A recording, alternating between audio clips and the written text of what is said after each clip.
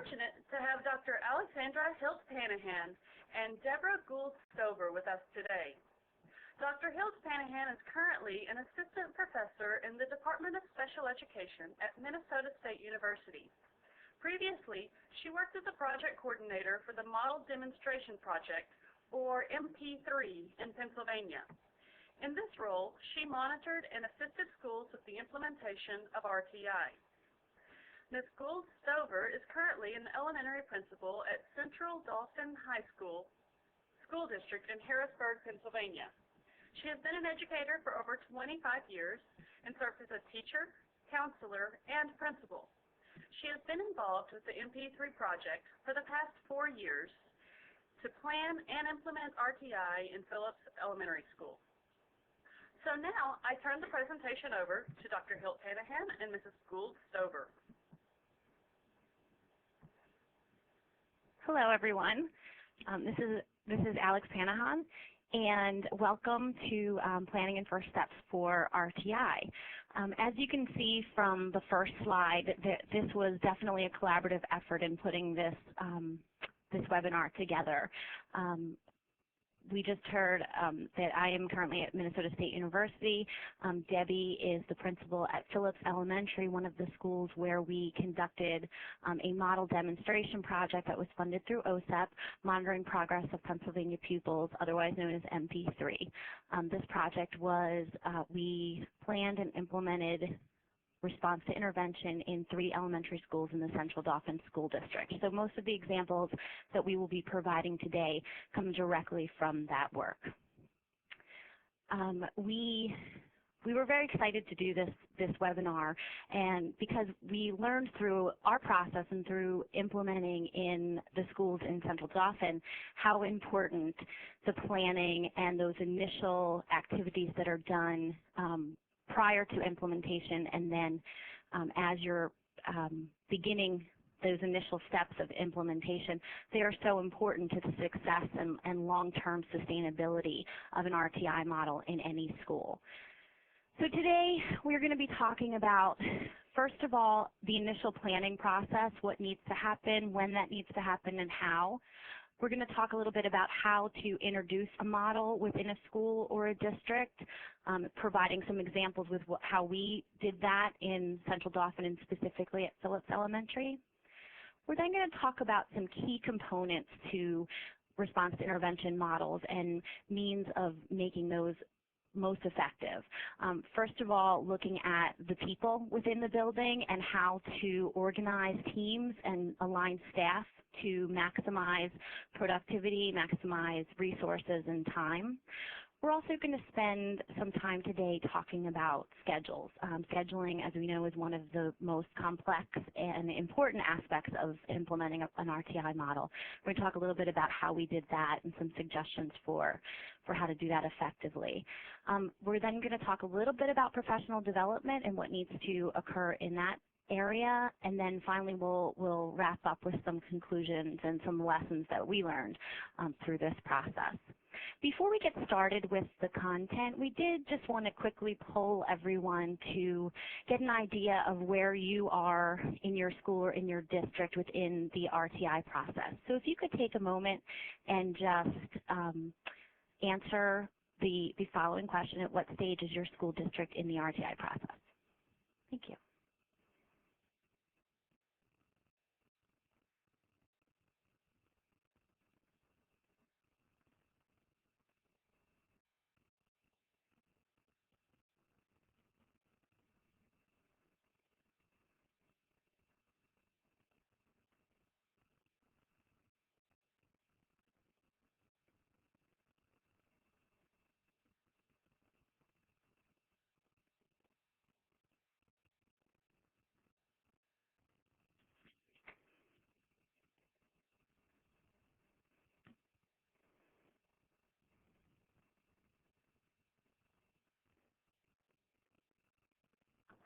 Alex, we closed the poll, so you can go ahead now. Okay, great. Thank you. Okay, so it looks like the majority of people have either just begun implementation or are still in the planning stages, so that's great. Thank you for sharing that information with us. Particularly for those of you who are in those planning stages, through our work, we saw just how important that pre-planning is for success and long-term sustainability. And there are a lot of things that need to be considered when beginning to consider implementing RTI. One thing that we have to really consider and think about as we're planning is that implementation requires change on the part of all staff and school personnel. Implementing an RTI model means that we need to rethink how instructional decisions are made, and that change can be very difficult for staff. So we really need to leave ample time to prepare for planning of the model, as well as time for staff and teachers to adjust to those changes that need to be made. Comprehensive planning is critical to the success of an RTI model. It's not something, obviously, that we want to decide on Monday and implement on Thursday. We need to really think ahead and think about issues and problems that may occur, troubleshoot, and really prepare our staff as well as possible prior to implementing. Based on that, we would recommend that preparation begin several months prior to actually implementing a model. This would give you enough time to troubleshoot and plan appropriately. The first thing that you'll want to do in those initial planning stages is to really assess your school or your district's readiness for change. You really want to think about the answer to the question, is our school ready for RTI? One key factor in whether or not a school is ready as a whole is looking at the phenomenon of creative tension, which was identified by Green and Etheridge. And this refers to not only a pervasive dissatisfaction with how things may be, so staff and administration may not be happy with the way things are going instructionally for students. Not only that there's a dissatisfaction, but also that people within the school see that there is a vision for a better way to do things. So you really need both components, not only that people are unhappy with the way things currently are, but also that people understand that there can be a different way to do things and that we can make a change to improve the situation. If you have that in place, then we're more likely to see long-term success. Another thing that you really want to consider when thinking about whether or not you're ready to begin implementing RTI is, do you have the support and resources that are needed to put a model into place, an effective model into place? Do you have the personnel? Do you have the materials? Do you have the interventions? Do you have the knowledge and the training necessary? For many schools, they may not have that on their own. However, with proper support from outside sources such as local universities, your State Department of Education, there are lots of places where outside support can be gained. By accessing that, you can not only make the change but have the supports necessary to make it successful.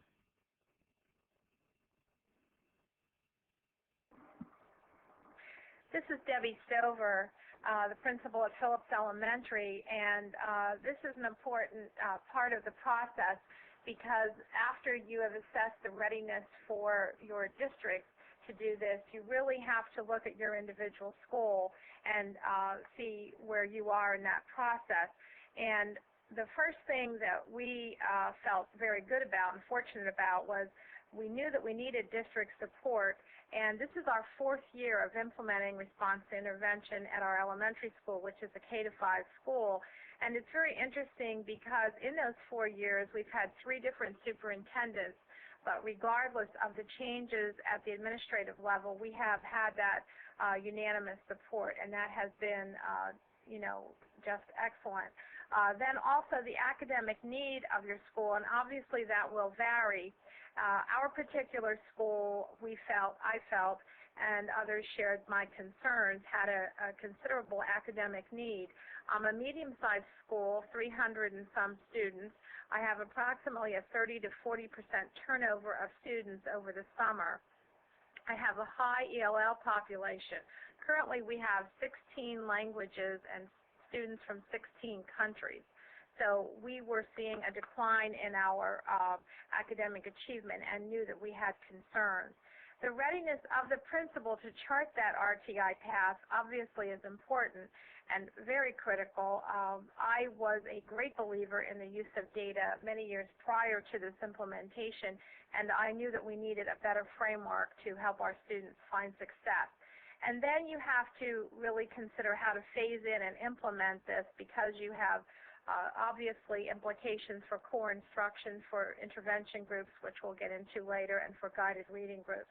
So you have to look at the time frame for implementation. And really, a first big step is to take time to train the staff. We were trained in the 5 big ideas of reading. Even though we had information, obviously, and a lot of skills in regard to reading, we needed to have even more in-depth knowledge. And then, of course, the strategy training for the actual interventions that we would be doing, you know, we had to think about how we would be doing that.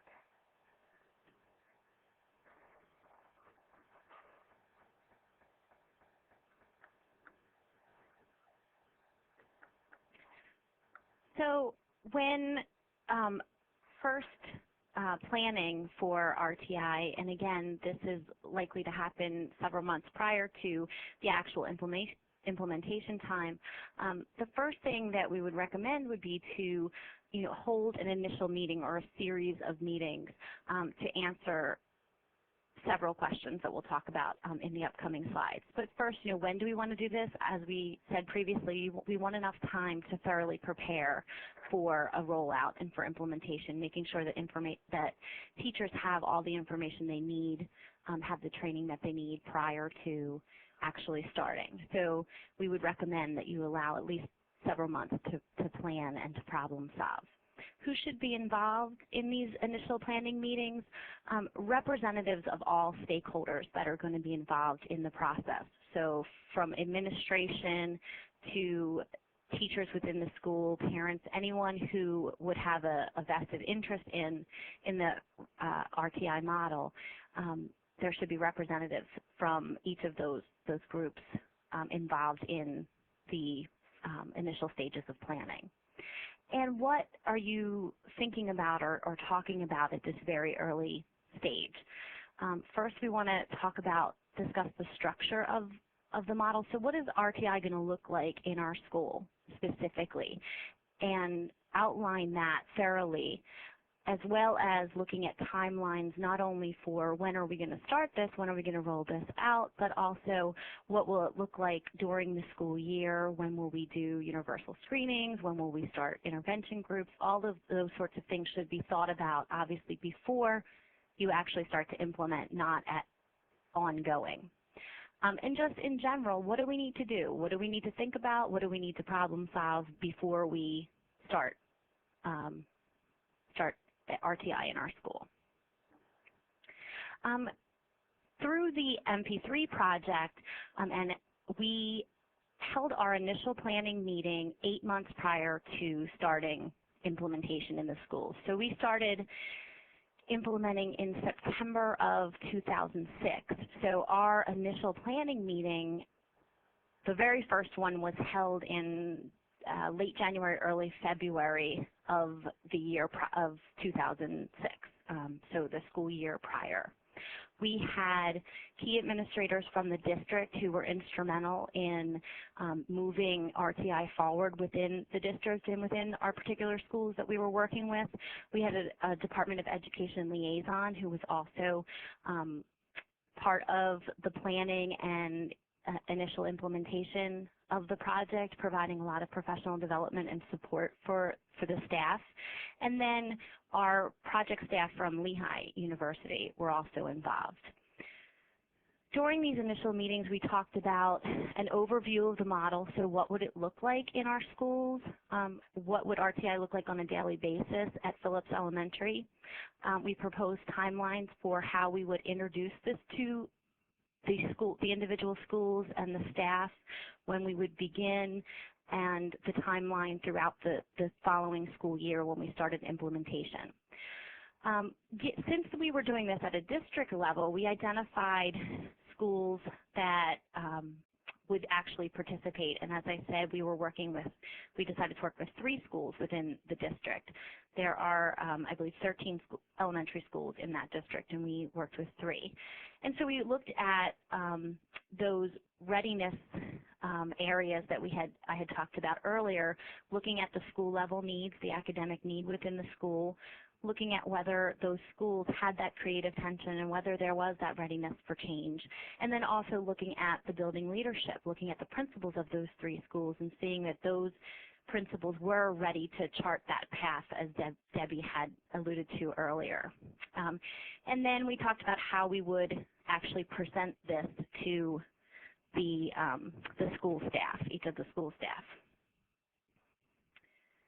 When we did this, when we introduced the model, we began with administrators and key members of the school teams to first provide them an overview, answer any questions that they may have, and then discuss the professional development needs and timelines for the school and for the district.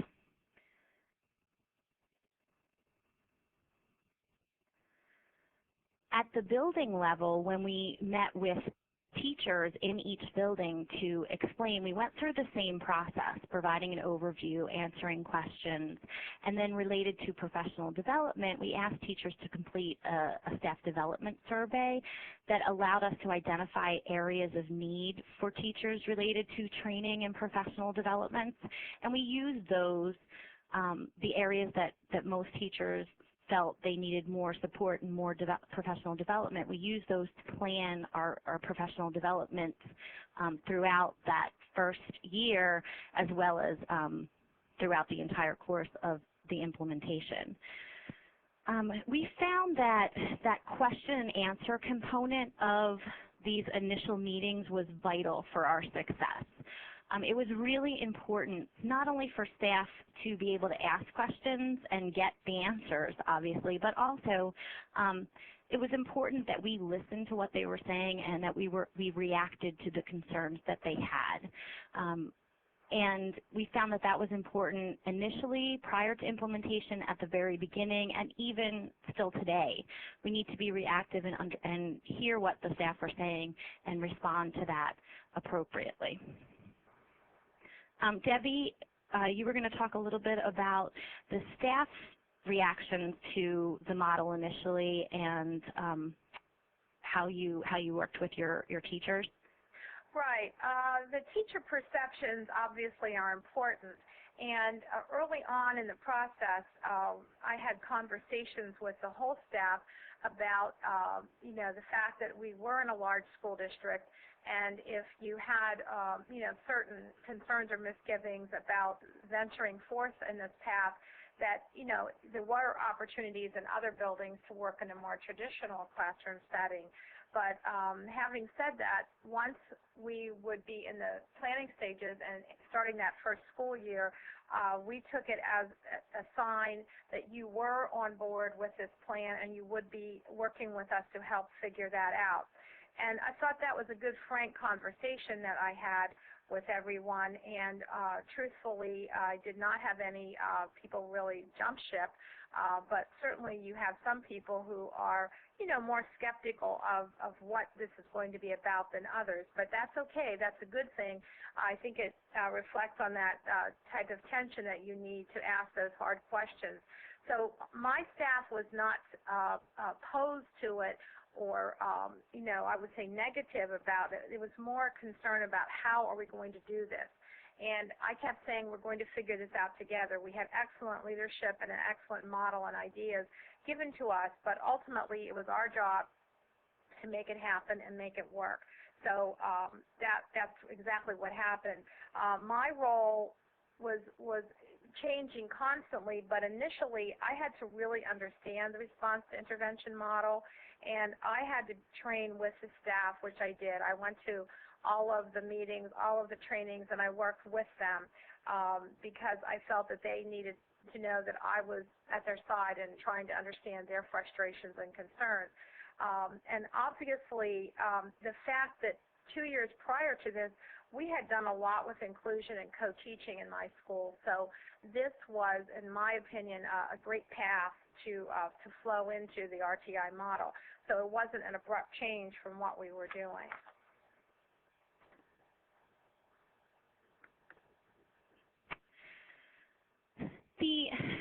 The next important component to a successful implementation of RTI would be the people and your staff, and how the resources that you have available to you are utilized, and doing that in a way that maximizes the resources that you have within your school.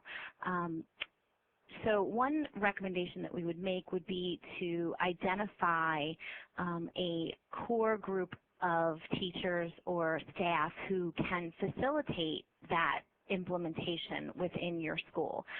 In our MP3 schools, we called them the data team or the core leadership team, but these teams are made up of administrators, principal, the grade level representation, so teachers from either all grades or specific grades within the building, your special teachers, your reading specialist, your special education teacher, the school psychologist, as I said earlier, special education teachers.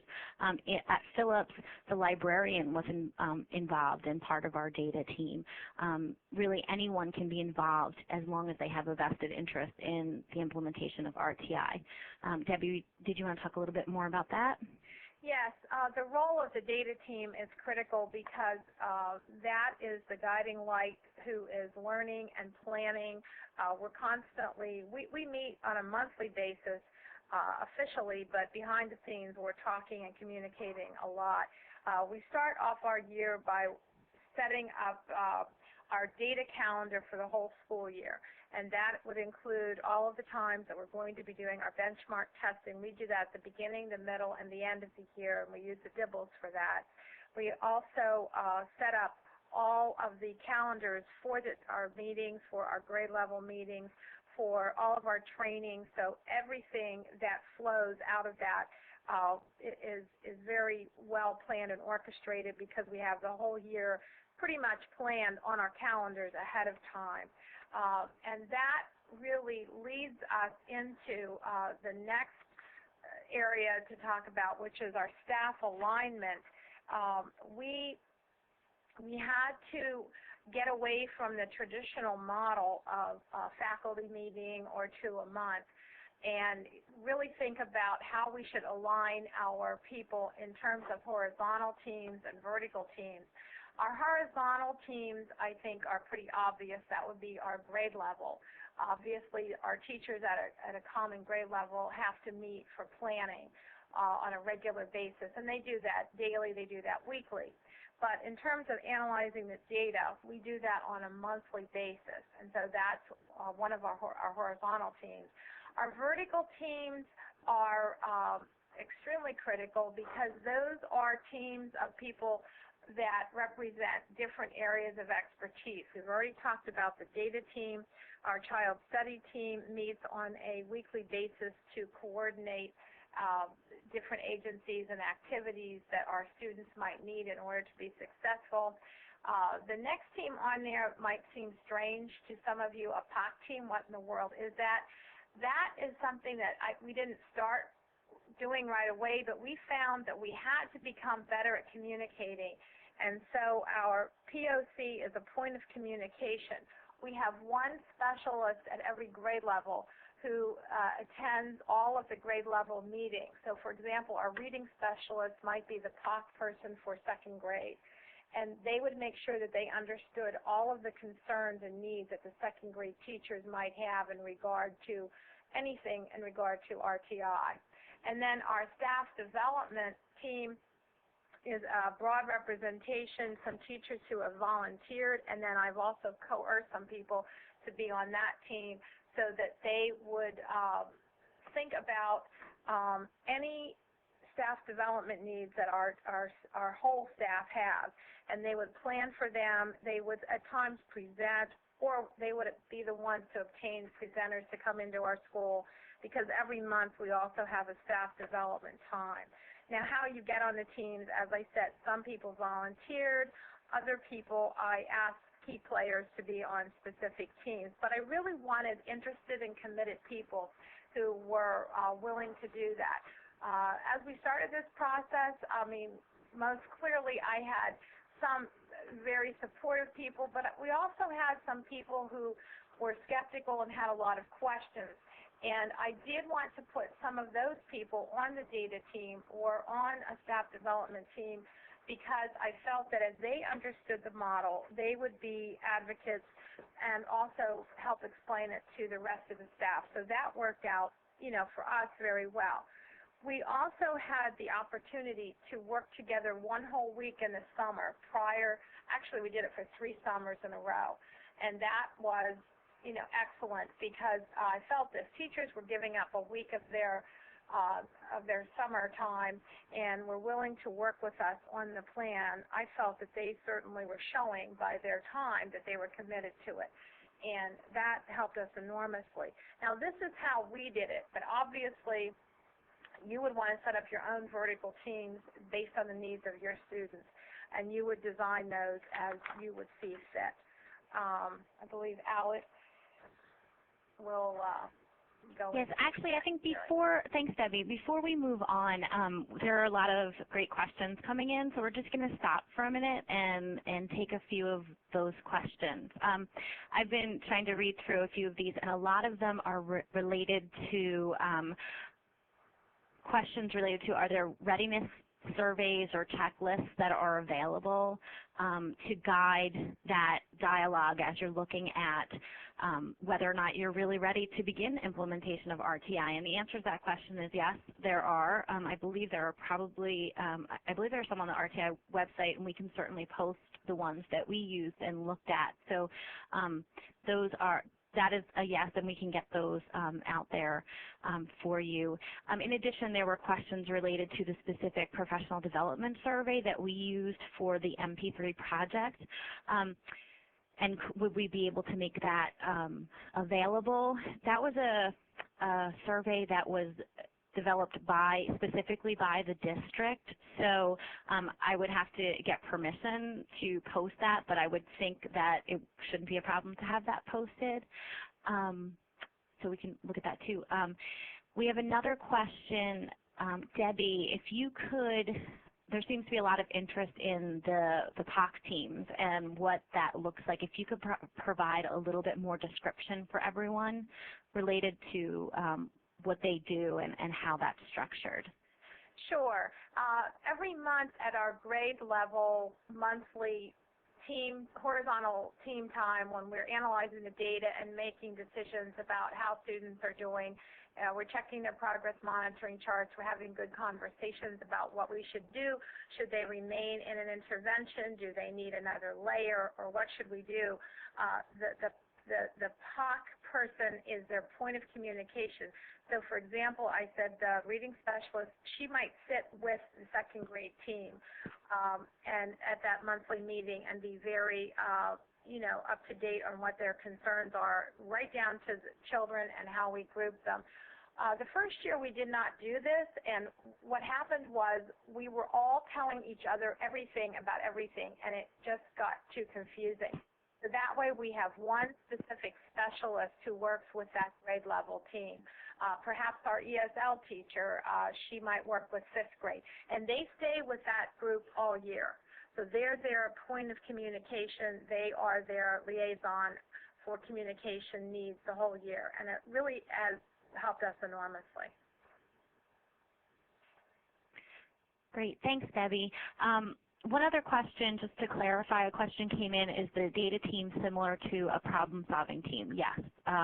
It's that core group of individuals who are facilitating, answering questions, planning, and identifying interventions for students. So we may call it different things. We called it data teams in Central Dauphin, but and they're responsible for pulling together data and organizing that in a way that it's meaningful for teachers. As far as when these meetings occurred, for us, they primarily occurred before school. So teachers were required to attend 2 meetings a month, and Debbie, we worked with Debbie, and we had these meetings, these planning meetings and data meetings before school in place of a traditional faculty meeting. Anything that you want to add to that, Debbie? No, that's correct. I said we no longer have traditional faculty meetings. I email any sorts of information that they would need along those traditional lines, because our school district contractually, teachers are responsible for 2 extra meetings a month.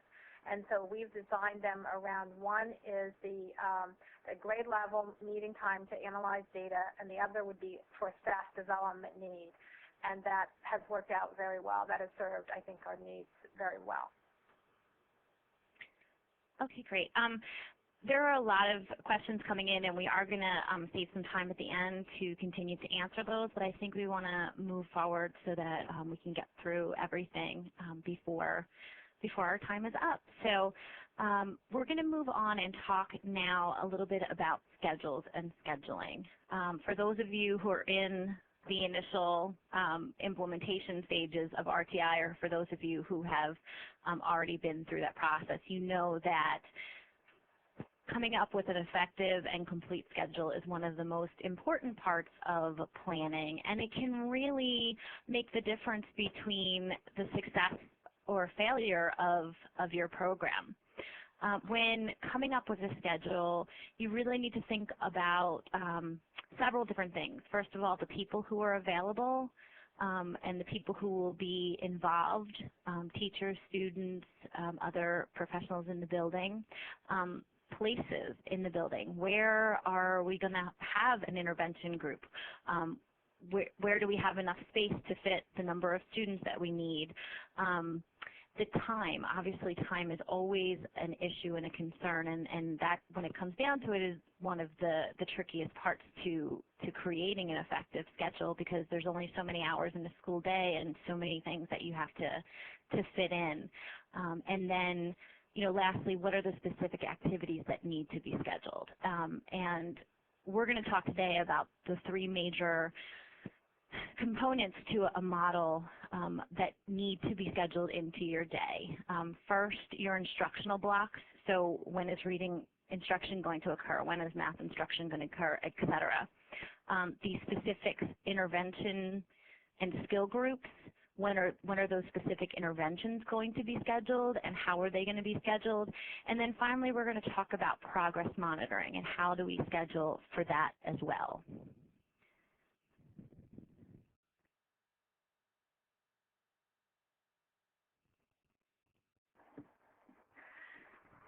As we look at the instructional blocks, and we will go into detail about these in just a moment or two, but we also obviously have to take into consideration what the needs of our ELL students or our students with IEPs are.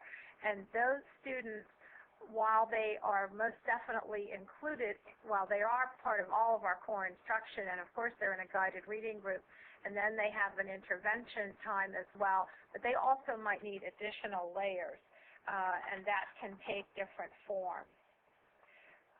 If we go on to the next slide, we take a look at our tiered intervention blocks. And this really gives you an idea of how we did it, and this is where our plan started. The first year we tried to, it was much more chaotic. We tried to base everything around our art, music, gym schedules, and that was much too confusing. So after we learned that that was not the way to do it, we came up with our tiered intervention block times, and those are sacred times. We combined kindergarten and first grade. We simply gave a little bit more time to our first grade students, and because our kindergarten is a half-day program, so the students are only there morning or afternoon. And then we combined second and third grade, and obviously our fourth and fifth grade. So those time slots are built into our schedule, and then I worried about art, music, gym, figuring all those things out, and that really does work. You also then have to determine the number of staff that are available to work with those students. And what you would do, for example, at second and third grade, you would look at to see how many regular ed teachers you have. So let's say I have 3 second grade teachers and I have 3 third grade teachers.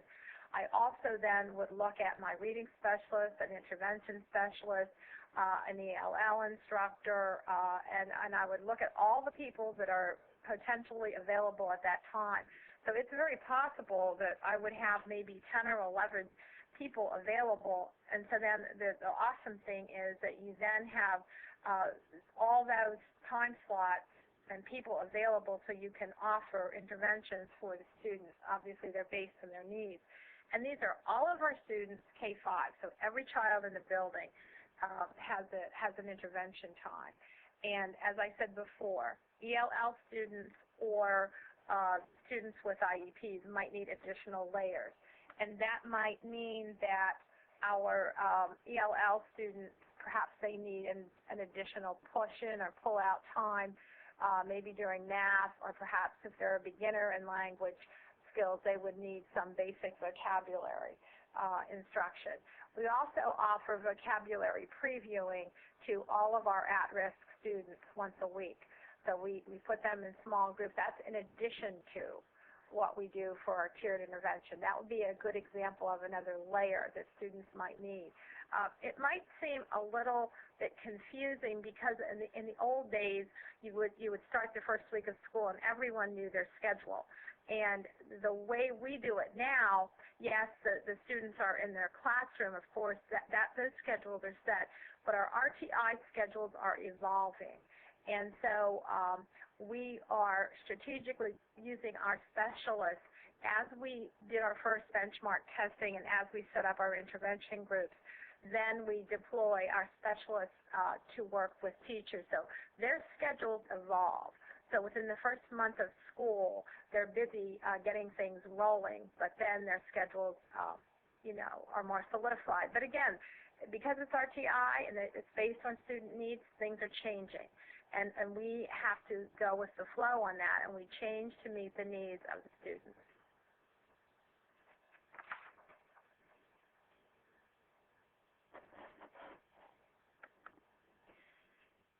Okay, so as Debbie had said, when we're looking at scheduling, we start by scheduling those core instructional blocks. At Phillips, the students got 90 minutes of core reading instruction that were scheduled first. Then we scheduled intervention time, so the RTI skill group intervention times around those, an additional 30 to 45 minutes that students received of specific intervention time, and then all of those other things are scheduled after that. So we're really making the academics the priority within the schedule.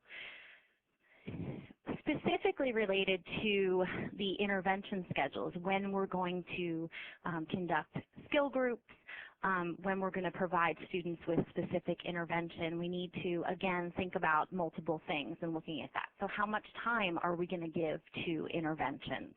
How many days per week are we going to have intervention groups or skill groups? How much time during each day is going to be allotted for skill group? As I said, at Phillips, we actually started with 30 minutes a day at each grade level, and then the teacher said, you know what, at some grade level said, you know what, we need some more time. So we then adjusted the schedule so that they would have more time during the day to do interventions. We also need to think about what interventions are we going to use? We have to look at what's available within the school or within the district. We have to look at what's obviously most effective and what is going to be evidence-based practice. at Central Dauphin, every school kind of made a list of the intervention strategies, programs that they had in their school, and that was sent around to the district so that if there was something that you wanted that you didn't have in your building, you could swap with different schools, which worked out really nicely because some schools liked using one program, other schools preferred a different program, and as long as we knew that they were evidence-based, we were using whichever interventions worked best for that particular school. And then you also want to think about who will actually be teaching the intervention. So who's available at the time that the intervention group is going to occur, who's qualified, who has had the training to implement that intervention, and how can we maximize our resources to make sure that we get the most instructional time to the most students possible. As Debbie talked about a little bit earlier, in Phillips and at the other schools in the MP3 project, our skill groups were conducted by grade levels. So as Debbie showed you, each grade level had a specific time during the day where skill groups occurred. And again, this is in addition to their regular core instruction time in reading. All available teachers and support teachers were assigned to a skill group. And this would allow for anywhere from 9 to 12 skill groups being implemented at any time. As an example, here is an example of one of our intervention schedules for, this is kindergarten and first grade in the fall of our second year of implementation. So if I can just walk you quickly through this, as you see, the top three boxes here, this tells you the activity, what type of activity is happening, the teacher who's going to implement the intervention, and then the type of group that it is. And then under here, we have all of the students that are in that group. As Debbie had mentioned earlier, we provided intervention or instructional time for every student in the building. So even students who were at benchmark were provided with some additional instruction, enrichment sorts of activities to continue them to make progress, as well as those students that were at Tier 3 or Tier 2 who were struggling. So every student in the building had intervention at some point in time during the day. So as you can see, we had, for kindergarten and first grade, there were 3 benchmark groups, 1 at kindergarten, 2 at first grade. We also had strategic groups, again, the activity that was being conducted, the teacher, and then the level and the number of students. So as you can see, the benchmark groups are obviously much larger than the strategic groups, the Tier 2 groups, and then our Tier 3 groups are even smaller, so that we have a smaller ratio of students to teacher, allowing for more instructional time and more opportunities to respond for those students. Initially, again, this is an example of our second year of implementation. We began by having teachers, when we were deciding which teachers would teach which skill groups, we were looking specifically at the skills of the individual teachers. And in our initial implementation, in our second year of implementation, we saw that the classroom teachers themselves felt more comfortable and were more prepared to teach the higher groups, so the benchmark groups or those Tier 2 groups. So as you can see here, those 3 benchmark groups, those teachers were classroom teachers. The intensive groups were initially conducted and led by teachers that were more trained to work with students with more intensive needs. So this teacher who was working with an intensive group was our special education teacher. This was our English as a second language teacher, our intervention specialist, our reading specialist, working with the most intensive students. We tried to group our ESL teacher with ESL students to provide that additional support for them. It didn't always work out that way. We grouped by needs rather than by label, but often we could group students, the ESL students, together with that teacher to provide that extra layer of support for those students. At the upper grades, while at K and 1 we mostly kept the grade level separated. At the upper grades, particularly 4th and 5th grade, we were able to combine groups. So you may have a skill group that had both 4th and 5th graders in it, again, grouping based on needs and skill deficits rather than the grade or the teacher. So as a teacher, you would have students from anyone else's homeroom class in your skill group, and you would be assigned to that group of students until the next benchmarking period occurred.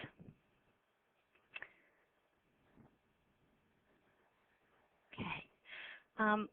The next thing that we want to think about related to schedules would be progress monitoring. And we need to schedule this and ensure that this is scheduled in order to make sure that it gets done. If it's not scheduled, there's so many things going on when you're implementing an RTI model, and so many of those things are brand new, that things that can very easily fall through the cracks. So we really felt that it was important to actually have progress monitoring built into your schedule in order to ensure that it's done and done with integrity. So the things that we want to think about is, first of all, how often do we want it done? Who's going to do it? And how do we manage to fit that into our day with all the other things that we need to think about? Debbie? Yes. As we looked at the progress monitoring at Phillips, this is what we felt you should be aware of. Because our interventions are conducted 4 days a week, we took that time slot on the 5th day and used that for progress monitoring, and that was how we started out. Now, the way we did that was if a teacher, let's say, had 6 or 7 students in their classroom who were at tier 2 or 3, which meant they were either strategic or intensive, they might have a number of students, and it would not, be fair to have the classroom teacher have to do all the progress monitoring for their students, since our students are heterogeneously placed. So what we do was we assign a person to progress monitor and work with that classroom teacher, so that they, between the two of them, or perhaps the specialist would do the progress monitoring, but that support person works together with them. And since progress monitoring does go very quickly, we're using a dibble, so it only takes a minute or two, but I know most of the time is just pulling the child aside and getting, the child ready for the progress monitoring. The actual test is very short, but we have that programmed right into our schedule. And that has evolved each year and has changed. Interestingly enough, this year, the data team, every year we talk about how should we do it, and this year we came up with an idea based on our overall schedule. We're now doing that on a time slot on day 3. And we're not interfering with our intervention time. We found another way to buy us a few minutes of time that we did not have to change the intervention schedule. In fact, this year we're doing interventions 5 days a week, and we feel that is best meets the needs of our children. I wanted to also let you know pictorially and visually what this looks like. We do all this work for progress monitoring, and then we need to relay that information to our students, to our parents, to each other, to really see what's happening. And so we do that by creating data walls. We started doing the data walls. We got into this in a big time last year. It was our 3rd year. And this is an example of our 1st grade teachers came up with this. We can barely believe how well we're reading. And they put a bear to represent a percentage, what was actually each child, I believe. And we had a percentage that were at benchmark, strategic, and intensive. And then we put that up in the 1st grade hallway. And that was just a great way. So that's just one quick way to show you how you can pictorially and visually show the progress that you're making, because we have made enormous progress each year that we've done this. Okay, we are quickly running out of time, so we are going to talk very briefly about professional development. And Debbie and I joked as we were preparing this that we could probably do a webinar on professional development in and of itself. because of the amount that we did. But what we want to stress is that professional development really needs to be ongoing. We're talking a lot about the things that you need to do before you ever implement RTI in your school, and a lot of the professional development has to occur before that happens. But it's still an ongoing process, and we continually need to learn new things and progress and get refreshers on things that we've already done. So we just want to stress that it should be ongoing and a never-ending process. Having said that, we do want to provide as much training as possible before we actually implement. And the professional developments that we conducted and we would recommend should focus on and build capacity in understanding the model, understanding how to conduct progress monitoring, and then how to use those data and that information to make sound instructional decisions. We want to make sure that our teachers have a firm understanding of instruction in reading in our case or whatever other academic area you may be targeting, and then also making sure that teachers have adequate training related to the specific interventions that you will be using.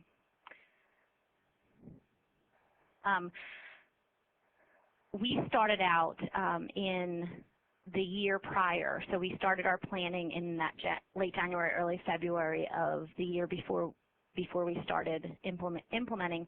We actually held 4 45-minute sessions in the spring of that year prior to implementation to begin that training process. Then we also had additional time over the summer where we provided training, and Debbie's going to talk a little bit about that. Yes, we had a week-long training in the summer for our entire data team, and as we said, that was composed of specialists and also our regular ed teachers. I think that was an enormously terrific time to really get steeped in all the particulars of reading instruction. And then we had to bring that information back to Phillips, so our data team members came back to present some of that through staff development. And then each year we find that we have topics that need to be worked on and have to be ongoing. In fact, this year we have a number of refreshers that we're working on in regard to progress monitoring and working with our Ames Web, which is the tool that we use for pulling all of our data together. And it's a continual learning process because we're here to sustain our response to intervention, and it's how we do business. It's how our kids learn at our school, and it's just the way, it gives us the framework for the way we do things. Not too long ago, someone said to me, oh, is this just another thing that we're doing, and how long do you think it will last? Well, no, this is not another thing that we're just doing. It is the way we think, it is the way we pull together data, and this is the way we're going to continue to do business. And it just has given an enormous framework and structure to make sure that we're providing the best instruction possible for our students. And that leads us into our conclusions, which we've listed here. I'm not going to read through them because I think it's probably obvious what our challenges are: the schedule, the training, the time.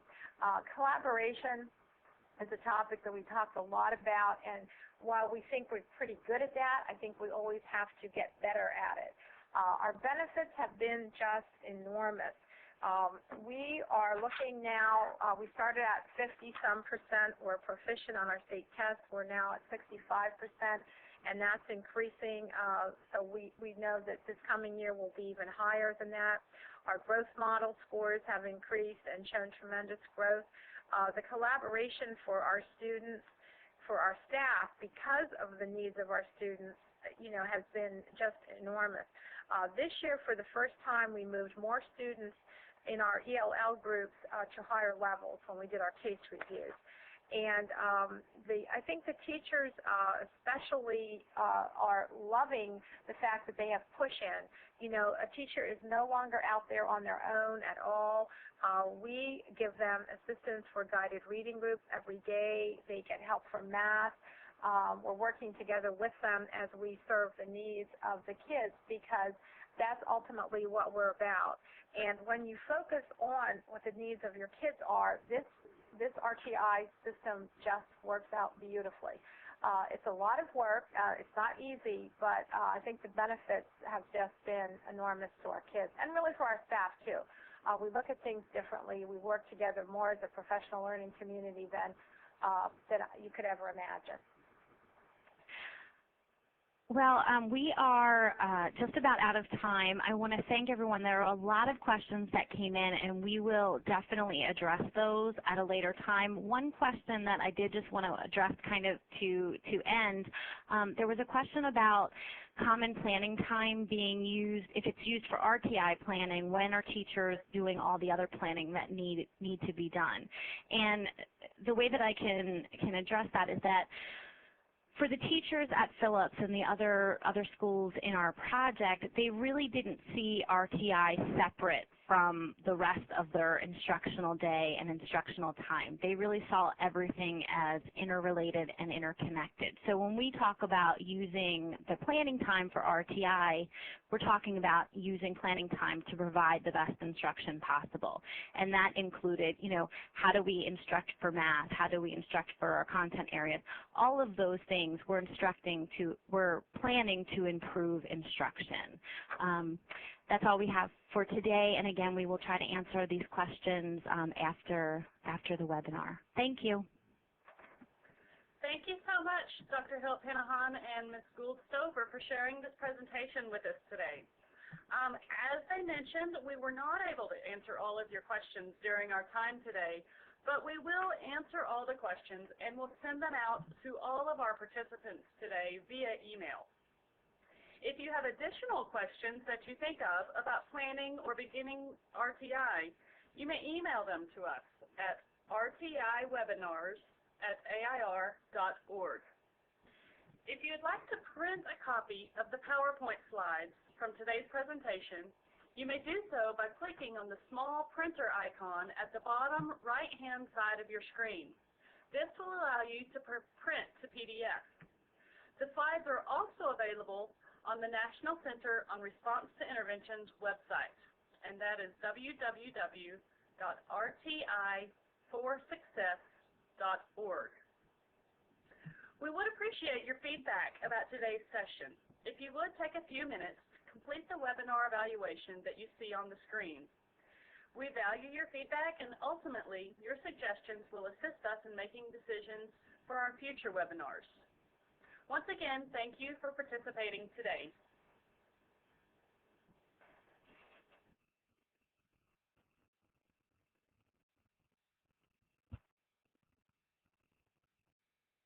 The moderator has disconnected.